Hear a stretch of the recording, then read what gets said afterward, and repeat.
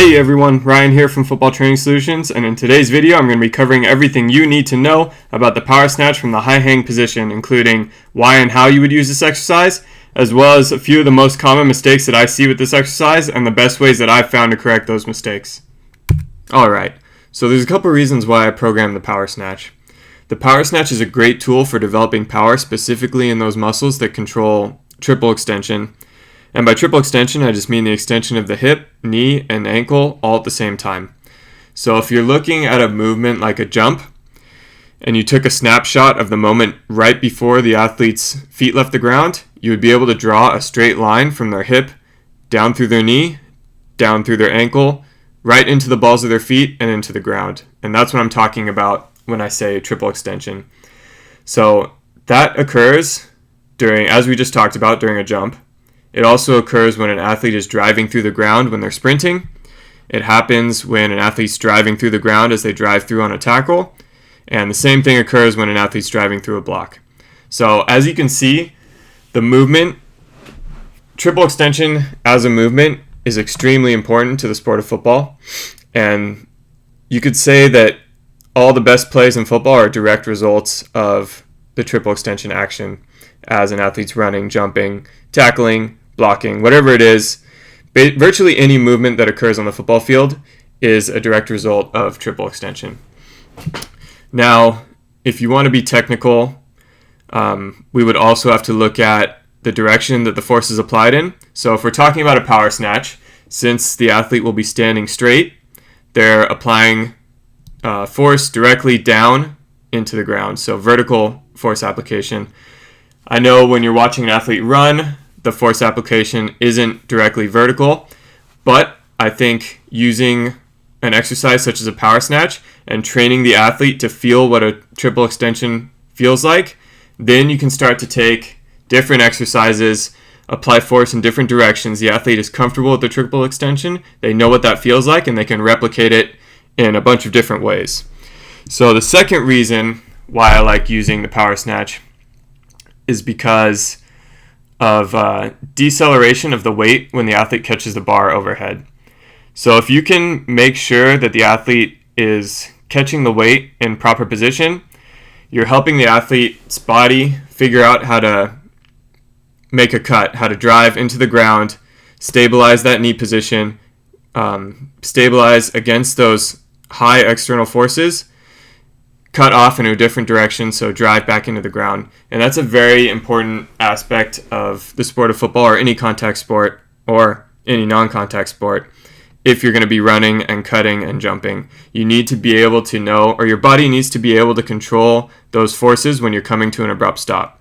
So if you're jumping up and need to land on the ground, you need to be able to control those forces and stabilize through the knees and through your body so that you can avoid injury, specifically to the knees, that you'll see when athletes are coming down with the ball after jumping or when they're cutting. So again, if you can control those forces, which training the power snatch will help you do in a controlled environment, as long as you can get those motor patterns correct, helping the athlete's bodies figure out how to decelerate those loads, then they're going to be much better off on the field and hopefully able to avoid a lot of injuries that may occur as a result of improperly decelerating their bodies during a cut or during a jump or any movements like that.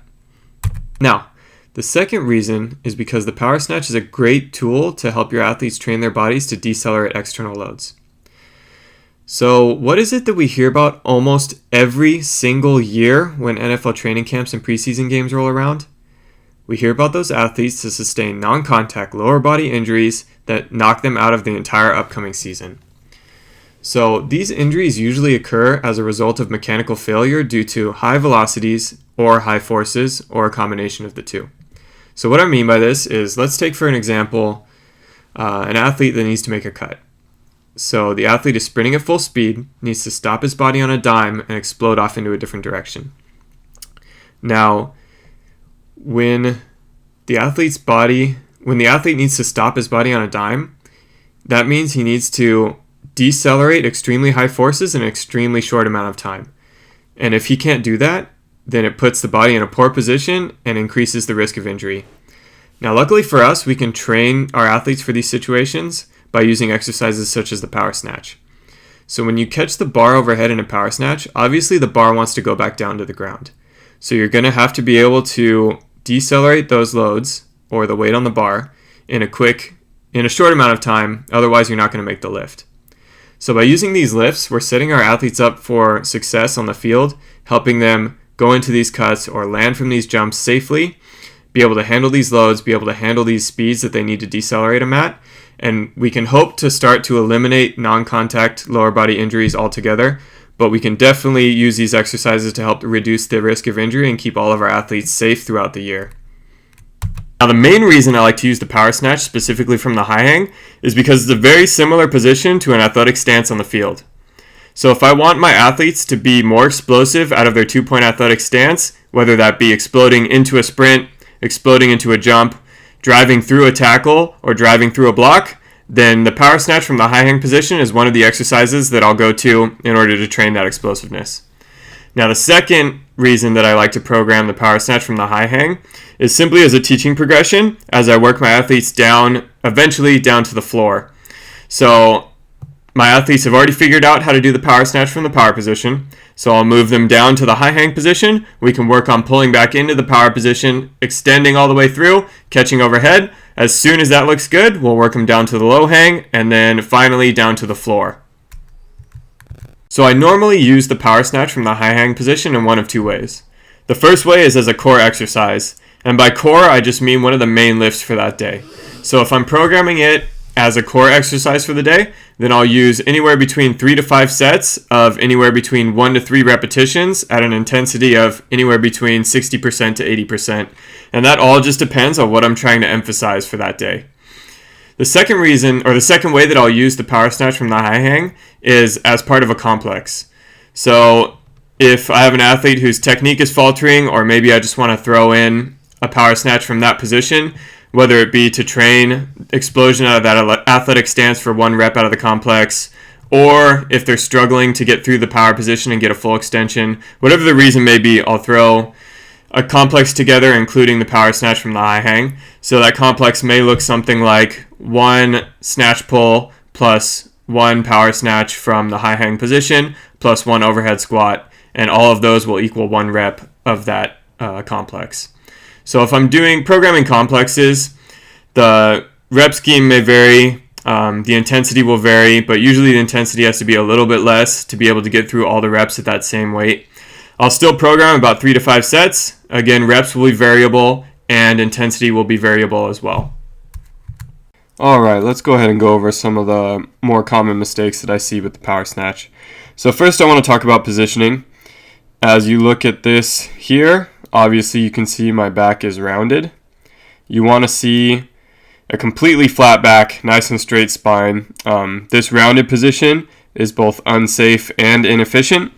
So the best ways that I've found to fix this is just ask the athlete to pick their chest up, show the logo on their chest or on their shirt. You want them to pinch their shoulder blades together, so you can stick your fingers between their shoulder blades and ask them to pinch your fingers. And then you also want them to keep their abs nice and tight, asking them to brace as if someone was going to punch them in the stomach. So that's that for finding a nice straight posture.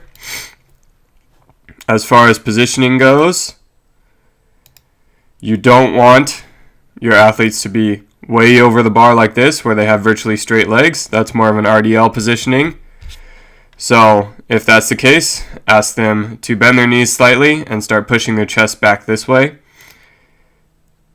But then you also don't want them to be sitting all the way back on their heels with their shoulders back behind the bar. So if this is the case, you take their hips, push them back a little bit, and then bring them until their shoulders are, since we're doing the high hang position, right over still over the bar, so maybe a couple inches over the bar. So the correct position would be something just like that. Now, with the high hang, there is no one correct position. It all depends on the person, body, limb angles, stuff like that. So, but roughly you're looking for a position where the shoulders are slightly in front of the bar. So anything that's looking something like this, you're probably on the right track. So for these next few mistakes, we're not going to worry about what position we're pulling from. So it's going to be independent of position. We're just focusing on what's happening during the extension of these lifts. So for this first one, go ahead and watch it in full speed, and then we'll watch slow-mo. So that extension, as I went to extend, as you can see right here, I'm throwing my head all the way back, almost through the wall, and I've got a nice curved extension here.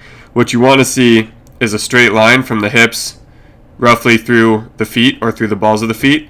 As you can see here, I've got a nice curvature, so that's going to be really inefficient, and it's going to lead to me throwing the bar out. If there's any weight on this bar, it's not going to end up coming all the way around, and I'm going to end up catching too far forward and missing this lift. So let's go ahead and watch the end of this. So if there was weight on this bar again, you'd probably see that I'd catch it somewhere around here, not be able to hold it, and have to drop it. Since the weight's light on the bar, I'm able to swing it all the way around. But again, we want to avoid that big hyperextension. One way to cue that, a way that I've found that works pretty well, is to ask the athletes to smash their head through the roof. So when they come through their extension, they're smashing their head through the roof instead of back towards the wall like I did, and then they'll get a nice long pull, hopefully seeing a straight line from the hips through the feet.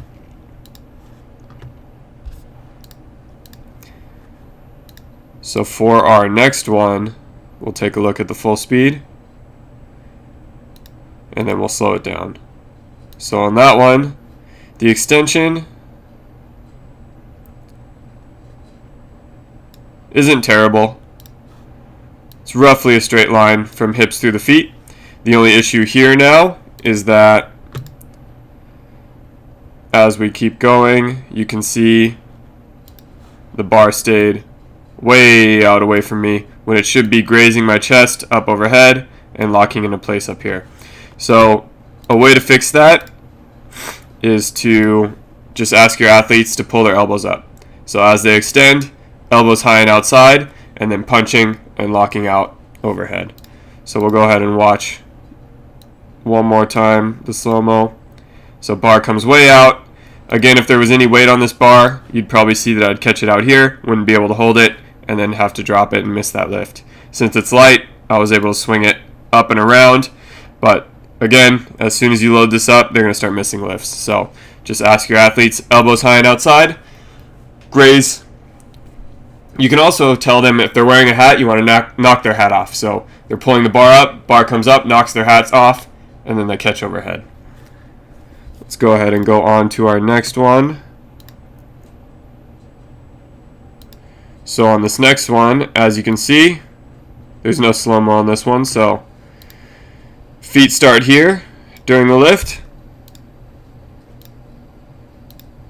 and then at the finish of the lift, feet are back a couple inches. So usually this just happens because the feet are leaving the ground at the time that the hips are coming through, so the bar will knock your athlete back a little bit. It could also, this also leads to bumping the bar out again. So again, if there's any weight on this, you'll probably end up catching it out here, not be able to hold it, and then drop it. So you'll be missing lifts. One really easy way to fix this is just to take a piece of chalk, draw a line on the ground, tell your athletes to toe that line when they start their lift, and then tell them to make sure that they finish with their toes right behind that line as soon as they catch the bar. So you don't really need to worry about, or in my experience, the things that I've seen is I don't really need to worry about what this issue is. I just draw a line of chalk on the ground, and then it seems to fix things. So let's go on to our next one.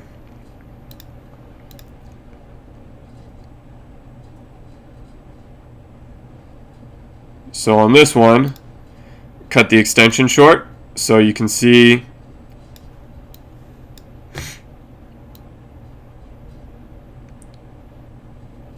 feet are off the ground right here. So the extension occurred right before this point. And as you can see, there's not quite a straight line from hip to feet. It comes a little forward to the knees and then back. So that's not an efficient extension. You can get a lot more power out of this pull if you get that straight line, get those knees straight, and then driving the head through the roof. So another thing that you'll notice is, as you can see, I've kicked my feet back. So one reason that I think the extension gets cut short on some of these athletes is because they're so focused on jumping off the ground and then stomping the platform as hard as they can that they need this extra time to be able to kick their feet back and then bring it forward and slam it down. So one way to fix this is to regress them to a muscle snatch. That way they need to get their full extension, otherwise they're not going to make that lift. Other ways of doing it, focusing on the drive and a push press, and then you can also cue them to, again, drive their head through the ceiling. And all of those things seem to work. What I've found works the best is regressing them back to a muscle snatch, maybe throwing it into some kind of complex, or you can also use snatch pulls. I've used those a lot as well as part of a complex to be able to fix this lack of extension. And moving on.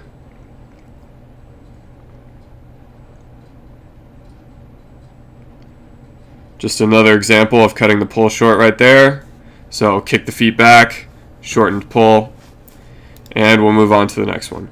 So on this one, as you can see, very wide feet. There's no way that I'd ever be able to drop into a full squat from here. So not an athletic catching position at all. So let's go ahead and pull this back, look at my starting position. Starting position looks good. Feet are roughly shoulder width, hip width. That's comfortable for me, so not bad starting position. Now we go on to the finishing position, way outside here. So a lot of times what you'll see with this catch is you'll see the knees coming inside of the feet because they just can't stabilize in that wide position. So that's the first issue that we have. Secondly, again, it's just not an athletic position. You don't want to be teaching your athletes to decelerate loads in this wide stance. So a way to fix it, one of the best ways is to do no feet power snatches. So that means they're not moving their feet at all. Feet have to stay in the exact same place throughout the lift. That way they get used to extending up and bringing their feet down exactly where they started that pull with. So that's probably the best way to do it. You can also take chalk again, like we did in the previous example. So take the starting position, draw your chalk line. Actually, we'll put it a little bit wider so they can move their feet out a tiny bit. So draw a chalk line and then ask them to make sure that they land with their feet inside of those chalk lines. So obviously right here, I'm outside of those chalk limits, so that would have been a bad lift. So those are a couple ways that you can go about dealing with this issue. Move on to the next one.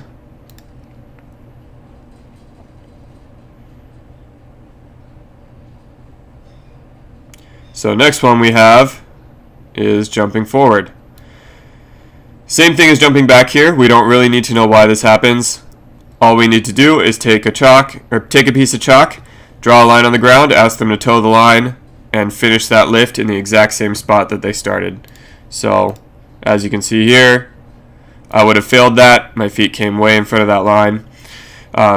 So I know I told you you don't usually need to know the reason, but usually either I hit the bar out and the bar pulled me forward as I pulled, or my feet were too far forward during the pull and I jumped forward. So either way, it's still inefficient lift. Usually what'll fix it is taking that piece of chalk, drawing a line on the ground, and asking them to start and finish in that same spot. Another way you can do it is, again, asking them to drive into that platform, big long drive, head smash through the roof. That may fix it as well, but the easiest way, draw a line on the ground with a piece of chalk. So let's move on to the next.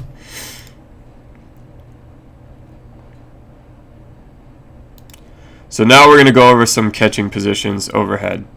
So as you can see in this one, knees are inside of the hip and the foot. So this is called a knee valgus, puts a lot of strain on that knee. The big issue here is that you're teaching poor mechanics to these athletes. So when they go onto the field and they need to decelerate their own body weight, either coming down from a jump or making a cut or any number of movements, they're going to fall back to this position because the velocity is high and the forces are high. So they're going to fall into this position, and that puts them in increased risk of any number of knee injuries. So anything from ACL all the way down. So we really want to look to correct this. Cues that you can give your athletes would be to make sure they're pointing their kneecap at the point of their toes and making sure that their knee is sitting right on top of their foot. Now, the things that you can do to help your athletes correct this is focus on glute work. So you want to make sure that the hips are nice and strong and they're able to stabilize the knee in that good position right on top of the knee. So you can do banded knee outs, banded walks, lateral walks, anything that you're putting bands around the knees and making them push their knees out or walk out or step at an angle, anything like that. You can also do glute bridges, RDLs, good mornings, any number of exercises. You just want to make sure that you're focusing on these hip stabilizers, making sure that they can stabilize the knee in proper positions. So that's the first one you'll see, is both knees coming in. Moving on to the next.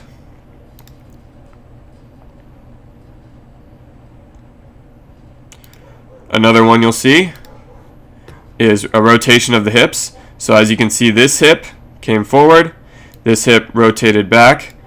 So this knee is actually in a good position. It's not bad. Kneecap is roughly pointing at the toe, knees roughly sitting right on top of the foot. But your problem here is on this side. So this knee definitely inside of this hip and inside of this foot. So you want to correct this again by using some knee stability exercises that I mentioned for the glutes. You also need to work on core stability in the front or throughout the core area. So you can do any number of core exercises like plate raises, and then again all those glute exercises that I just mentioned. So we'll move on to our next example.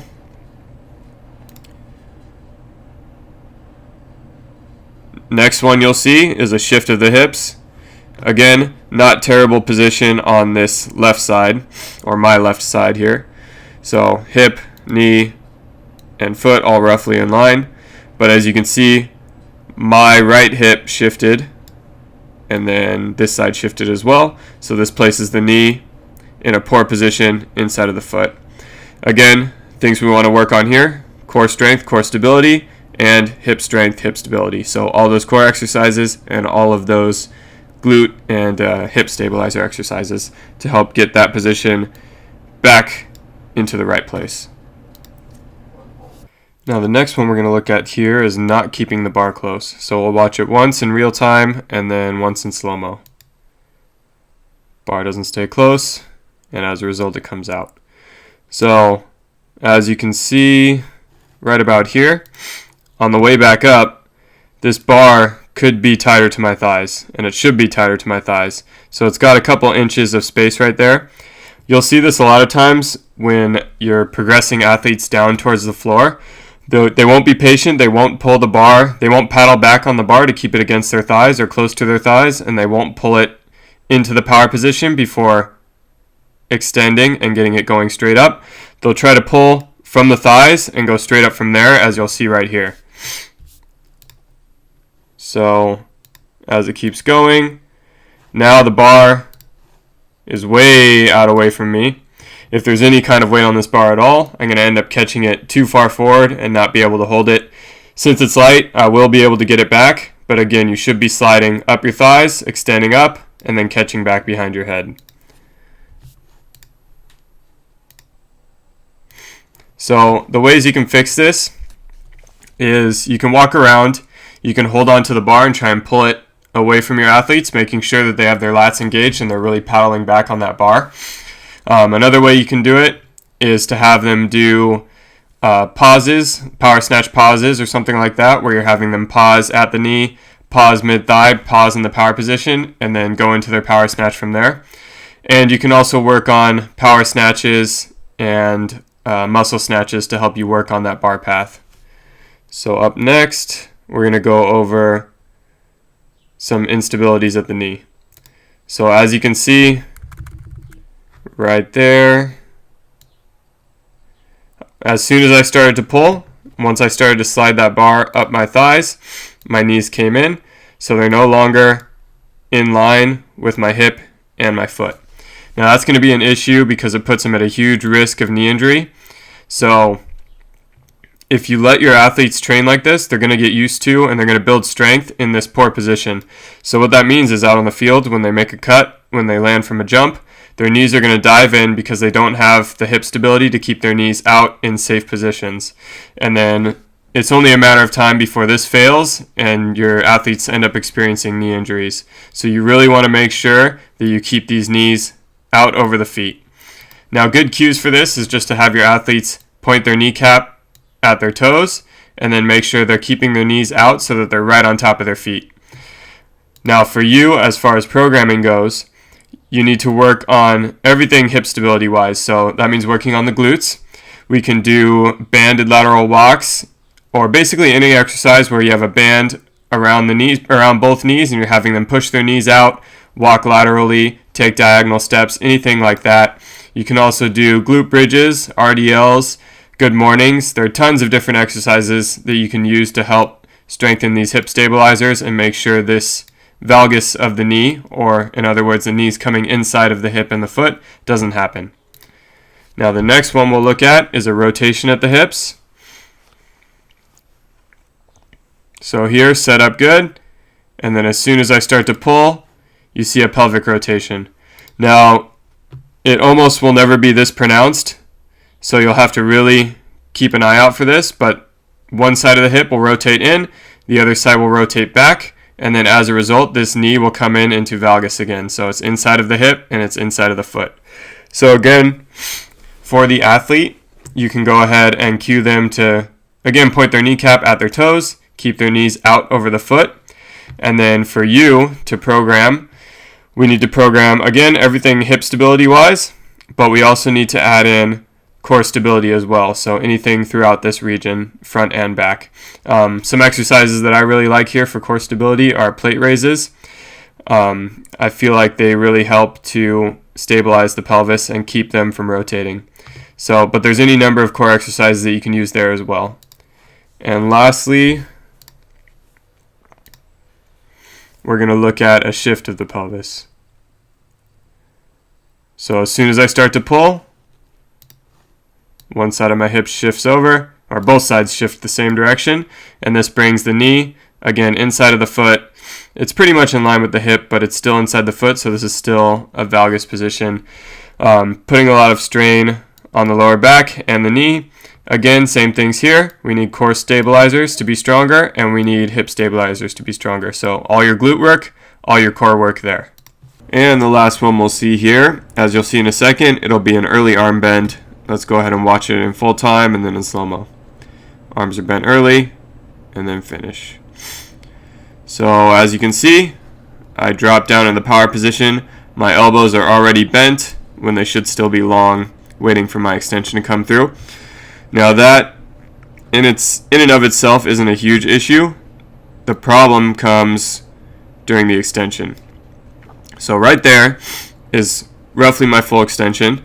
The bar should be in the power position, being propelled by the extension up overhead, and my arms are just there to guide it. But instead, I've already started my pull up overhead before my extension is finished. So it's already right about belly button height. This is taking a lot of the force from my legs and canceling it out because I've already started pulling with my arms. So I've pulled about halfway with my arms. I'm not really getting that big drive from my legs, so as you can imagine, put more weight on here and I won't be able to make these lifts because my arms are going to fail before my legs do. So you definitely want to make sure your athletes keep those long arms and do not bend their arms until they've extended all the way. You can fix this by programming muscle snatches, programming snatch pulls, anything of those sorts, and throwing them into a complex. You can also fix it by walking around, tapping on their elbows, making sure they have long arms, and just watching them, keep staying on top of them and reminding them to focus on long arms and not bending their arms until they've stood up tall and smashed their head through the roof.